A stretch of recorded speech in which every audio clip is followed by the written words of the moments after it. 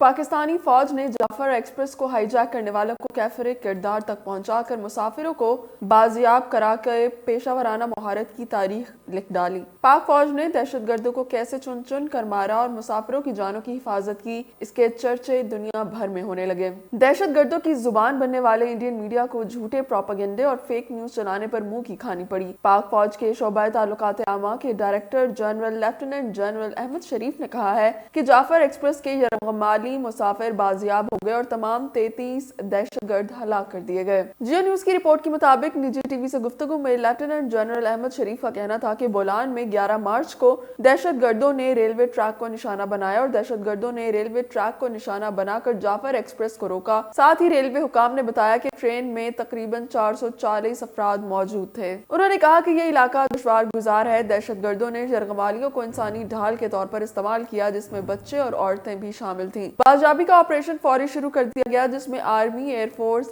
Frontier core और आज SSG के जवानों ने हिस्सा लिया और मरहलावार यरगमालियों को रिहा करवाया गया। उनका कहना था कि शाम को क्लियरेंस ऑपरेशन में तमाम मगवियों को बाजियाब करवाया गया और सबसे पहले फोर्सेस के निशानाबाजों ने खुदकुश बमबारों को हलाक किया, फिर मरहलावार बोगी से बोगी क्लियरेंस की और वहां मौजूद तमाम 33 दहशतगर्दों को जहन्नुम वासिल कर दिया गया। लेफ्टिनेंट जनरल अहमद शरीफ के मुताबिक क्लियरेंस ऑपरेशन के दौरान किसी मुसाफिर को नुकसान नहीं पहुंचा, लेकिन ऑपरेशन से कबल दहशतगर्दों की बर्बरियत में 21 मुसाफिर शहीद हो गए, जबकि एफसी के 4 जवान भी शहीद हुए, जिनमें से 3 एफसी के जवानों को करीबी पॉकेट पर दहशतगर्दों ने क्लियरेंस ऑपरेशन से पहले शहीद किया था। उन्होंने कहा कि इलाके और ट्रेन की क्लियरेंस एसओपीज के मुताबिक बम डिस्पोजल स्क्वाड कर रहा है और जो मुगवी मुसाफिर ऑपरेशन के दौरान दाएं बाएं के इलाकों को भागे उनको भी इकट्ठा किया जा रहा है। तर्जुमान पाक फौज का कहना था कि किसी को इजाजत नहीं दी जा सकती कि वो शहरियों को सड़कों पर या ट्रेनों पर निशाना बनाए। जाफर एक्सप्रेस के वाकये ने गेम के रूल्स तब्दील कर दिए। इन दहशतगर्दों का दीन इस्लाम,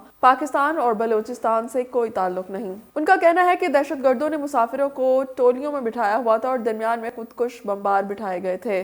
खुदकुश बमबारों को सिक्योरिटी फोर्सेस के निशानाबाजों ने हलाक किया। उनका कहना था कि जैसे ही ये वाकया हुआ, चंद मिनटों में भारतीय मीडिया पर गुमराह कुन रिपोर्टिंग शुरू हुई। पुरानी तस्वीर, वीडियोस और एआई वीडियोस भारतीय मीडिया पर नशर की गईं। ये दहशतगर्दों और उनके आकाओं का गठजोड़ जाहिर करते हैं। ऐसे मौके पर कुछ मखसूस सियासी अनासर मुल्क में भी बढ़ चढ़ कर सोशल मीडिया को एक्टिव कर लेते हैं।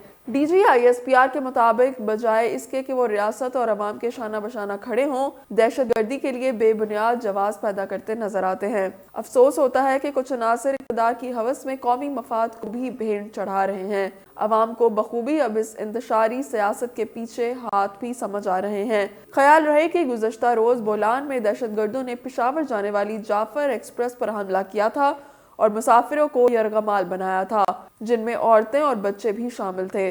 बाद में फोर्सेस ने क्लियरेंस ऑपरेशन में 190 मुसाफिरों को बाजियाब करवाया था।